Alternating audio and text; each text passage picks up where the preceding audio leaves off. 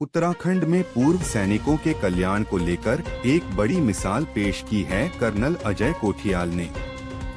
भाजपा के वरिष्ठ नेता और हाल ही में पूर्व सैनिक कल्याण सलाहकार परिषद उत्तराखंड के अध्यक्ष नियुक्त किए गए कर्नल कोठियाल रविवार को अपने गांव चौंपा के खाड़ी पहुंचे, जहां ग्रामीणों ने उनका गर्मजोशी से स्वागत किया।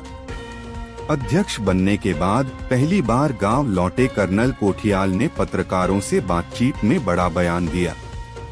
उन्होंने कहा कि उन्हें सेना से मिलने वाली पेंशन और कीर्ति चक्र, शौर्य चक्र की आर्थिक सहायता ही पर्याप्त है, इसलिए वह सरकार से मिलने वाली सालाना 26 लाख की सुविधाओं को लेने से इनकार कर चुके हैं।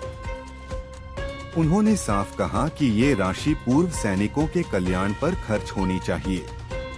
इसके लिए उन्होंने सरकार को चिट्ठी भी भेज दी है। कर्नल कोठियाल ने कहा कि अगर उन्हें सिर्फ पैसा कमाना होता तो वो फौज में रहते और प्रमोशन लेते, लेकिन उन्होंने स्वैच्छिक सेवानिवृत्ति लेकर सेवा भाव को प्राथमिकता दी। उन्होंने ये भी बताया कि पूर्व सैनिकों के लिए वेलफेयर स्कीम तैयार की जा रही है, जिसे जल्द ही सरकार को सौंपा जाएगा। गांव वालों में उनके प्रति अगाध प्रेम और भरोसा साफ दिखाई दे रहा है। कर्नल कोठियाल के इस फैसले को गांव ही नहीं, पूरे प्रदेश में एक प्रेरणादायक पहल के रूप में देखा जा रहा है। देखिए, ये जो पद है इसमें जैसे आपने बताया दो चीजें हैं। एक तो काम करने की आपको जिम्मेवारियां मिल जाती हैं और उन काम के साथ में कुछ सुविधाएं होती हैं जो कि दी जाती हैं।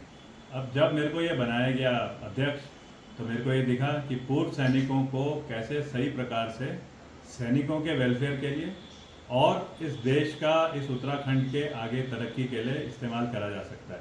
तो वहाँ तक तो मैंने बड़ी अच्छी स्कीम बनानी शुरू करी, लेकिन उसके साथ जो सुविधाएँ हैं, अब मेरे को उन सुविधाओं की कोई ज़रूरत नहीं है। ना मैं समझता हूँ कि मैं उनको सोच करके कभी मैंने आर्मी से रिटायरमेंट लिया। अगर सुविधाएं नहीं होती तो मैं तो आर्मी में ही नौकरी करता। आज मेरे को गैलेंट्री अवार्ड मिल रखे हैं, कीर्ति चक्र, शौर्य चक्र, मेरे को गोलियां लगी हैं, उसकी वजह से मेरे को इनकम टैक्स नहीं पड़ता है। पेंशन मेरी एक अपनी अलग है, परिवार की मेरी जिम्मेवारियां नहीं है, शादीशुदा मैं हूँ नहीं।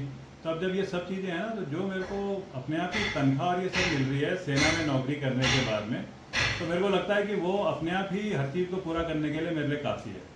फिर ये भी मैं समझ में आया कि ये जो सुविधाओं के एवज में या ये सुविधाओं के जो पैसे हैं, जिसमें तनख्वाह है, बाकी और ट्रांसपोर्टेशन है, अपना अलाउंसेज हैं, वो जब मेरे को मिलना ही है तो उसको सरेंडर करने की जगह उसको इस्तेमाल करा जाए सैनिकों के वेलफेयर के लिए। जो स्कीम्स जो अमल करी जाती हैं उन स्कीम्स में इसको भी डाल करके, तो एक ये प्रयास में मैंने एक चिट्ठी लिखी थी सरकार को।